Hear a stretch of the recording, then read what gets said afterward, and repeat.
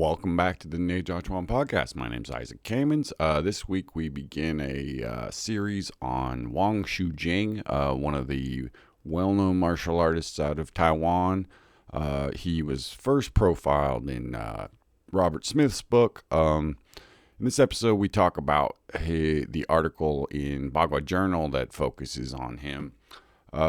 And we specifically get into his connection with the founder of the Zhang Bagua school, Zhang Feng, and their connection through the Yiguan Dao organization, which is a Taoist religious organization. So we talk about that. We also talk about their connection through martial arts and their sort of experience in Taiwan in the early 50s.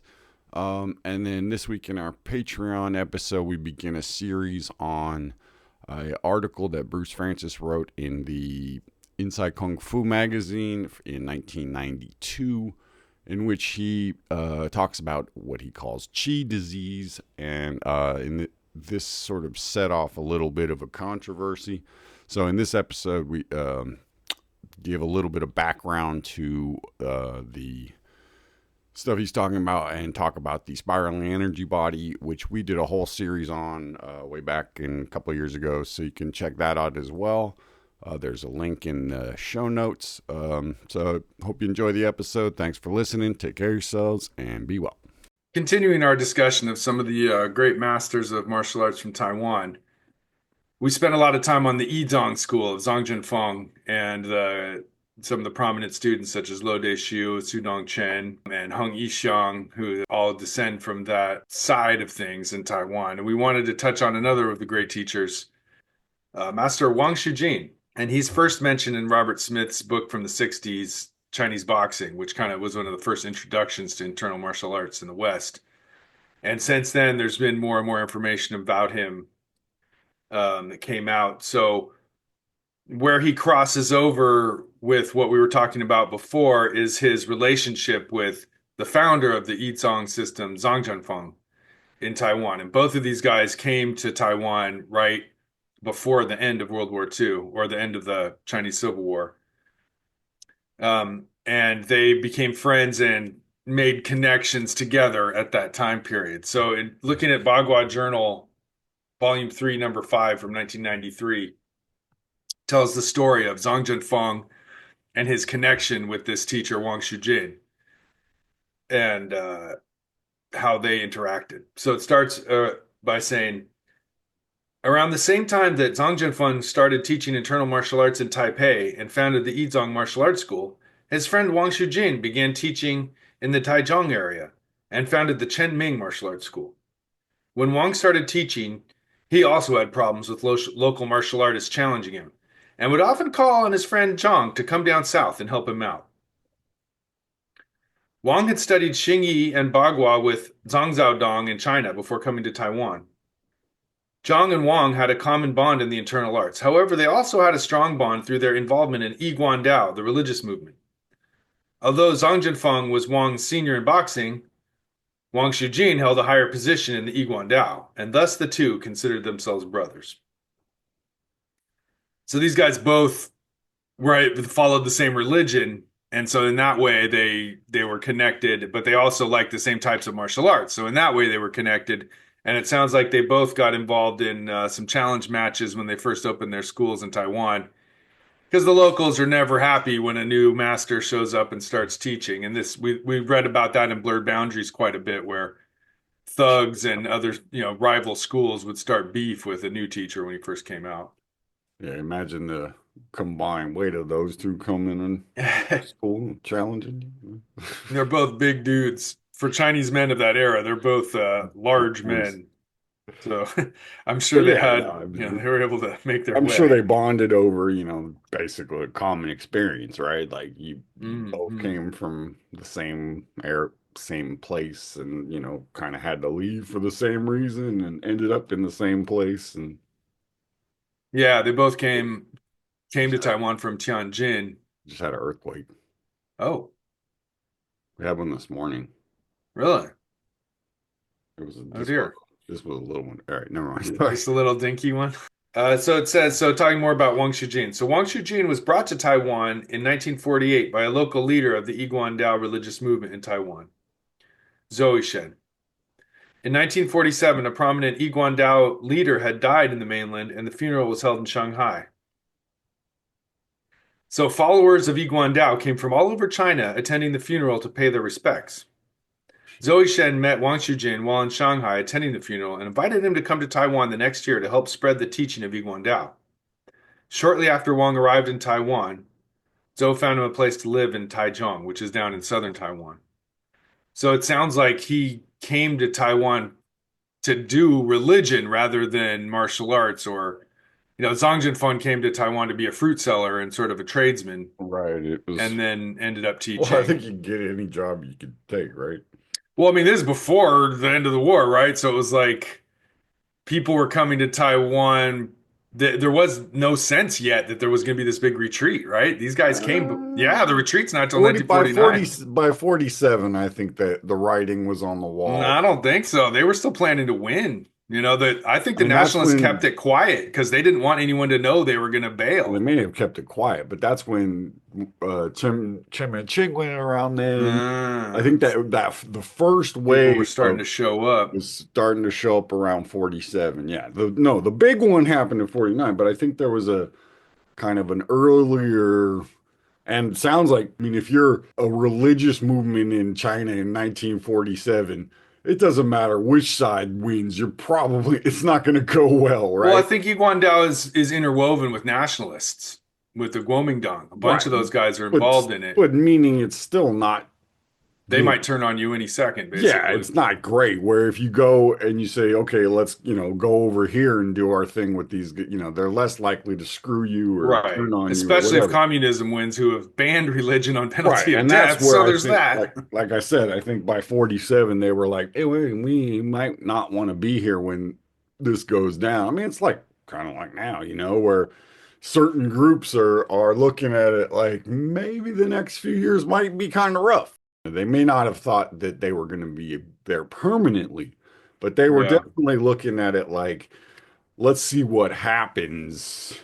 Let's sort of, because it's that 38 to 49 that things were really up in the air as far as who was gonna, where things were gonna land. And so, yeah, I definitely. think if you had the means to remove yourself from it, you took the chance. And it sounds like religious organizations they tend to have money too. Sure. So there's that. So they Yeah, and I like, imagine people were going to Hong Kong, going to the States, going to right. And Australia. They're going to who anywhere are they the could first go. people they're going to get out? They're going to get out the guys who are up higher up, if you will, right? And it sounds like Sure. case of Wong, it was that thing of like, let's get him out of here before something bad happens. Because he was also a martial artist, which wasn't a good thing to be the Right. That communist didn't look one good either. either. Yeah. It is said that one reason that Wang Shijin invited Zhang Jinfeng down to his school to help him, quotes, mind the fort during the challenge period, was because he often injured people in challenge matches. When Wang fought, he hit hard, and he did not hold back. When someone got hurt, Zhang Jinfeng would attend to them utilizing his knowledge of bone setting, massage, and Chinese herbal medicine. Wang Shijin and Zhang Jinfeng were said to have fought and won many challenges during this period of time, from the late 1940s to the early 1950s. Although nothing was ever officially documented, stories of this time period are abundant. Both their reputations grew, and large numbers of students started studying the internal martial arts. The people in South and Central Taiwan studied with Wang Shijin, and the people in Northern Taiwan studied with Zhang Jinfeng. So that's interesting. It sounds like Wang Shijin was vicious fighter, but not very good at Chinese medicine, so he Right. had to Like, call his friend to come down and patch people it's up. funny. So Which they're is, like, that way you win the fight and you don't have to pay don't the get penalty. sued. Yeah, you don't get sued or jailed for hurting this person. So that sounds like the way to go. And and they both fought and won many challenge matches during that period. And there's a few stories here and there, but those aren't very well documented, unfortunately. But it sounds like it worked to get students in the schools. Like traditionally, I mean, you win fights and that gets you students. So Yep. that's how it was done back in the day. It says even up to for years later, Wang was still asking Zhang Jinfeng to come down south and help him with challenges. Sometimes Zhang Jinfeng would stay there for a month at a time. Zhang's wife states that it was an unsettled life for newlyweds, and she didn't like it. She said she didn't know why he had to go off and fight everyone. When she complained, Zhang Jinfeng would say, "You don't understand." It is said that Wang and Zhang practiced and researched Bagua Zhang and Xing Yichuan together quite often during Zhang's visits down south. So that's the connection between Wang Shijin and the Yizong movement. They were both, it sounds like Zhang Jinfeng was a little bit of the big brother there, the Yizong master, but they were the same generation overall when you look at it. So I Well, think, yeah, again, it sounds like they considered each other equals because yeah, that when you meet somebody who's got the same interests that you do and yeah, they're the same age, there's like a hey, you kind of well that or you hate each other. I mean, right. A lot of those are times it's that, those are but your if two options, if you're right? helping each other fight off crowds of ruffians and challengers, then you end up with a pretty strong bond. Although I don't think these two schools have much of a connection to this day. I think, like Kumar always said, when he trained with Zhang Zhifeng student, you weren't allowed to talk about Wang Shijin. You weren't allowed to even say that name, or he'd get mad. Right. Well, yeah. So typical martial arts scene, a lot of But that's why I think this is kind of a cool story because it yeah, shows that like a lot of times it's not the teachers who don't get along, it's the students. right. Ain't Uh, that the truth? Ain't yeah, that the truth? whatever. That's a Chinese martial arts thing. So, with that introduction, let's look at the life of Wang Shijing and his Baguazhang, as reported in Baguazhang Journal, Volume 5, Number 6, from 1995. And this is back in the heyday of Bagua Journal when Dan was publishing just tons of awesome material, going to China a lot, going to Taiwan a lot, and to this day remains the best resource on the masters of Bagua Zhang, basically, period. It's just, Second best. well, what's the first best? This podcast. This podcast is primarily based on Bagua Journal. So Wang Shujin is a generation of somewhere around 1904 to 1981. So here's another example of a master who lived through this tumultuous period. He's born before the end of the Qing dynasty, so he's born under the emperor. Goes through all the brutality of, he's born directly after the Boxer Rebellion, just like Liu Hongzhi, the old master we've Mhm. talked about in multiple seasons. Is that the same year he's born as well? No, he's born in '03. Oh, three. Okay. So those guys are the same era. Yeah. So they were exposed to masters who'd learned in the 1800s, basically. So in their Well, they were sort of, I education, mean, they were both part of, so Wang Shujing was part of the what's known as the Warriors Association, which was the big thing in Tianjin that his teacher Zhang Zhang Jiaodong. Xiaodong was the founder of.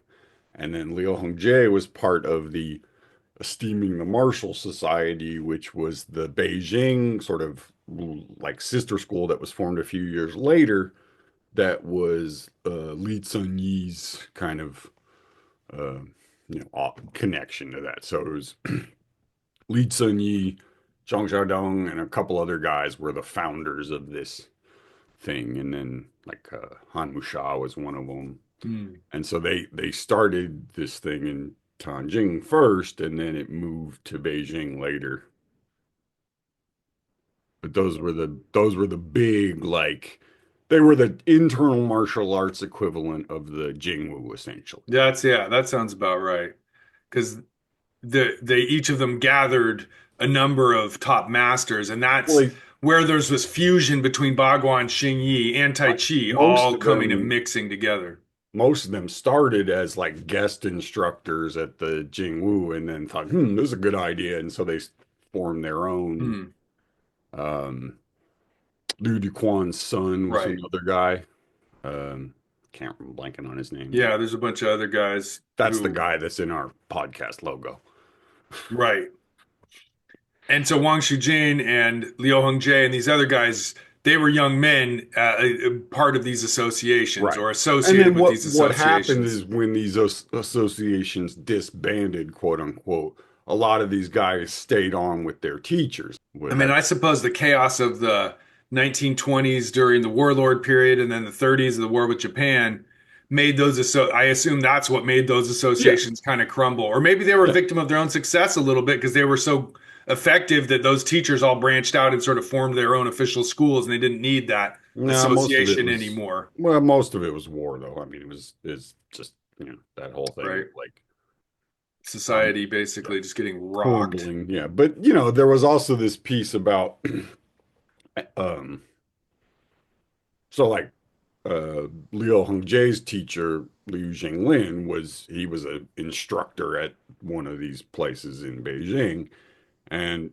when it ended, he started his own school. But that was like it was like me. He taught in his living room. He didn't have a Right, big giant right, government sponsored building right. anymore. It He was, became less, more behind the scenes, and that's where smaller that club. sort of quote golden age of internal martial arts kind of ends in like 28, 29, somewhere around there. And then it shifts to more of a small sort of indoor schools and Scattered things like, kind of, yeah.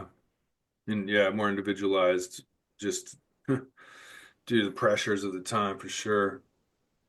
And I think a similar thing was happening in Taiwan. I mean, it sounds like there were initially these guys were able to have these sort of big schools, and then by the 1970s and 60s, 80s, 70s, yeah, they were doing had their got, own. Well, yeah, maybe small, like they each became individuals rather than sponsored by the Guomindang right, government. At first, they sort of like, okay, here's the official teachers. And then as the right. 70s and 80s went on, they started going on their own ways. So yeah, interesting. So it says that one of the most prominent martial artists who came to Taiwan in the late 1940s was Wang Shujing. Not really known for his martial arts on the mainland, Wang was from Tianjin and had studied Bagua and Xingyi in Tianjin with the famous Zhang Dong while he was living there and working as a carpenter. Although Wang started studying with Zhang Dong in 1923 at the age of 18, um, his close friend Zhou said that Wang never became one of Zhang Dong's inner door disciples. And so that's interesting. I think Zhang Dong had open school that for to the public. Yeah. Um, Well, that's what we were just talking about. right. Uh, And so Wang studied at that school, but he didn't necessarily learn from Zhang Zhaodong himself. Maybe he learned from his son or from one of the assistant instructors rather than the main teacher. Or maybe he learned sometimes from the main teacher, but yeah, I think class was conducted by the juniors I'm usually. almost positive that it was probably the senior students like, Han Musha and guys like that who were Zhang Zhaodong students that ran the classes, Right. Those are the and guys then running the class. you know the Grand Master would come in sometimes and smack people around, Right. And because as we like, both know, sometimes the official disciples aren't always the best ones. And, you can get as good an education if you apply yourself. You don't have to be the sure, yeah, closest yeah. disciple to be the Well, best and one. right, I mean that part has nothing to do with fighting abilities or anything Right. like that. It just means you got Well, the it can, because if the teacher does beat you up, you tend to absorb those skills. But yeah, but I mean, it could also be that like you just don't want it to be your profession, so you don't care about having a piece of paper on, because like if you're doing other things, right? I mean, especially if like you're a Taoist priest or whatever, like Wang Shujing was. So, but who knows? I mean, I don't, it's like this is 100 years ago, so it's it's been a hard to while. say. Right. So he started studying 1923. So yeah, literally 102 years ago. Wow. He's 18 100 years ago, Yeah. and that's where I think again a lot of these guys they may have started in a formal capacity somewhere, but like Wang Shujing goes on and trains with other people, and most of these guys didn't just do one thing and then like stop. It was like it was their whole life's kind of, and that's why I think that that community of that picture and masters and methods, all those Right. guys were in that picture together because they were all buds. They kind of I mean, I don't know how much they liked each other personally, Right. but they They kind of needed each other a little bit. yeah, I mean, it's like any, it's like a union or, Yeah. something, right? Like you know that as a group you're going to do better, you know, financially essentially, and it Right. gives you some support, especially like you have guys, gangsters coming to your school. It Right. might be nice to have a And couple of also friends. living under fascism, a fascist dictatorship. If you have an association, you guys can become official and have a government stamp of approval. Everyone, Right. we're official. Here's my official identity card. Like Sure. you're not a threat. So by being part of that group, you can kind of protect yourselves from Hmm. arbitrary arrest. And there were a lot of military guys involved too. So Absolutely. So that gives you kind of some cover. yeah. So another thing about Wang Shujing, it said Wang Shujin had also had occasion to study with his teacher Zhang's friend Wang Xiangzai, the originator of the Yichuan system, for a full year in 1934. So that's the standing postures and holding postures system that comes from Xingyi that Wang Xiangzai is famous for. So it says that Wang Shujin later taught Wang Xiangzai standing methods in Taiwan and felt that standing practice was an important part of any martial arts training. Um, So that's an interesting piece, and I know that that's one of the things Kumar really adopted from Wang Shujin was that love of the standing postures and the power and the stability and structure that comes from that. Well, I think And most of Wang Shijing students do some kind of standing. It's kind of the, oh, for sure, you know, all of them, yeah. absolutely. No, he made it part of the curriculum, and we never learned that Wang Shujin Bagua from Kumar, but we did learn those standing postures of Wang Xiangzai. We did the single poem with Marnix that one time. Yeah, that's true. Marnik shows the single. Wang Shujin studied with other peoples as well, other styles as well. Um, it also said that he studied with Chen Panling, the famous Tai Chi teacher, and that's the style of Tai Chi that he taught in Taiwan.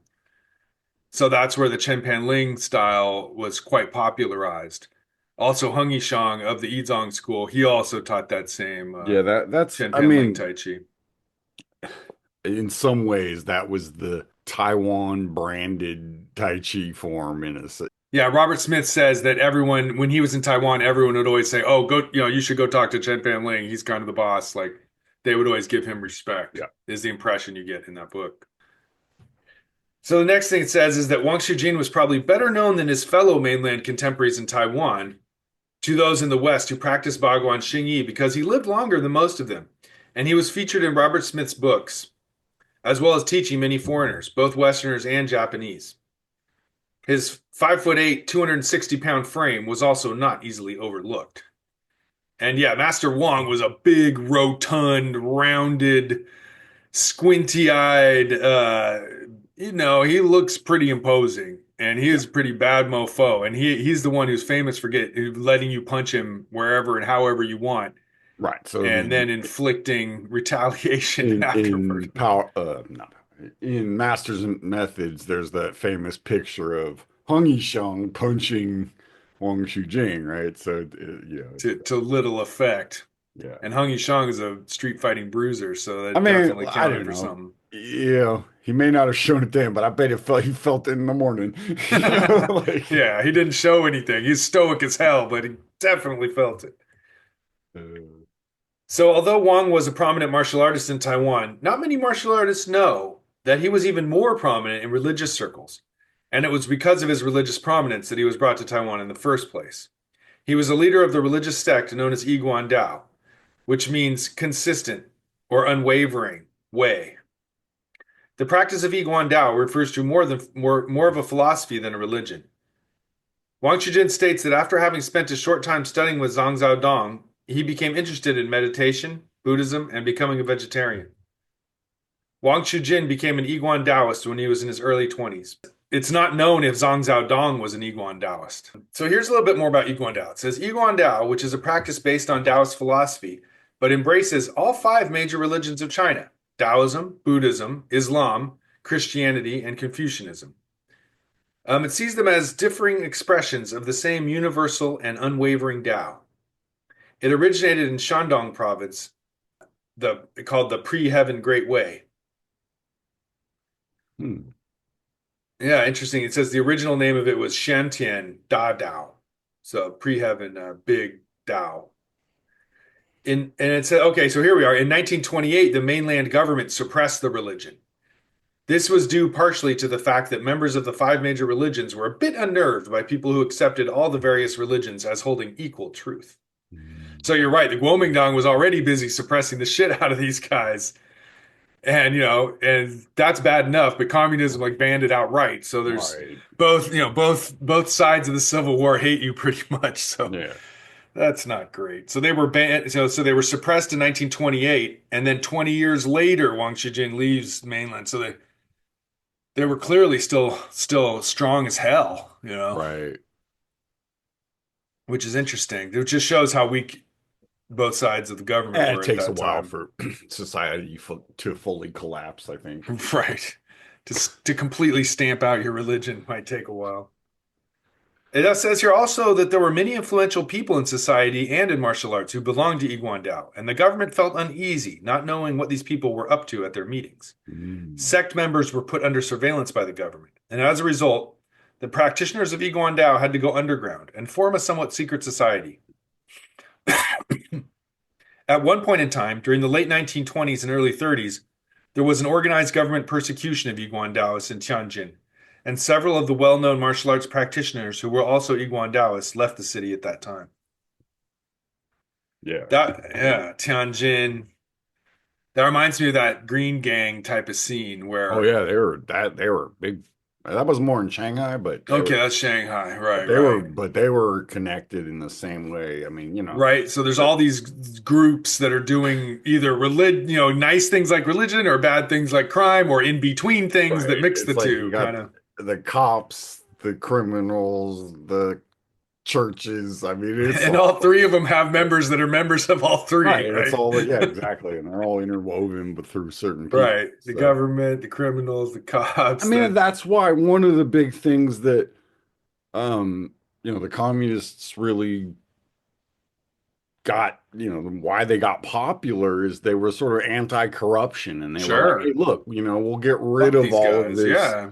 because they were, I mean, the level of corruption in China at that time was Beyond. Yeah. mind-boggling. I mean, you're talking about hundreds of years of entrenched, like Interconnection yeah, between I mean, talk about the legal and the nepotism, illegal. like it Yeah. was right. I mean, so it's like, Horrible. And the people are suffering horribly. Plus decades of wars. I mean, come on. You're just yeah, like, yeah. let's start with a clean slate and screw all these guys. Right. And But I think that was really popular to, that, I mean, it always is. I mean, the promise of communism is great. Let's all team up and like Sure. throw out the rich people and start, Well, and share everything. But then it turns out to be a disaster once you actually do it. So it says when the nationalist government moved to Taiwan, the government surveillance policy continued. And so when Wang Chujin came to Taiwan, his role in Iguandao was kept secret from most people. Wang's role in Iguandao in Taiwan was that of a full priest. As such, he kept his head shaved, never married, and was a strict vegetarian. He ran an Iguandao group in Taichung and would later also lecture at other Iguandao temples around the island. Interesting. So that's why he's bald all the time. hmm. That's a I Buddhist mean, priests always have to shave their head. he may have also been bald, but, Yeah, along with that. And so, but yeah, so he kept that a little on the low pro. but that's where our teacher, that's where he first learned a lot of the stuff, the sexual meditation stuff, for example, and some of the Sure. weirder, Taoist meditation stuff he learned was in Wang Shujing's group. I mean, or at least he said Religious Wang group. Shujing Yeah. introduced him to a group of people, and Right. so I think there was, that sort of even now, I'm sure there are layers to the your access if you join one of these Sure. groups, right? So Well, yeah, it seems like Wong was recruiting on the side at his martial arts school. If you were right. a promising individual. Well, and what's funny is this right here on the same page, there's a picture of Wang Shijin's teacher, Zhang Xiaodong, and his head's completely shaved. Hmm. Just throwing that out there. E. But and so maybe there was some recruiting going on at his school or whatever. So Wouldn't be surprised. these things are all interwoven, obviously. Dallas, they're tricky, man. Okay, that's it for now. We're gonna shift over to the Patreon episode. Hey, folks, hope you enjoyed the episode. Again, check out the Patreon for bonus episodes, extended episodes, interviews, and more. It's $5 a month to join or $10 for the full membership archive. So, again, thanks for listening. Thanks for supporting us. Take care of yourselves and be well.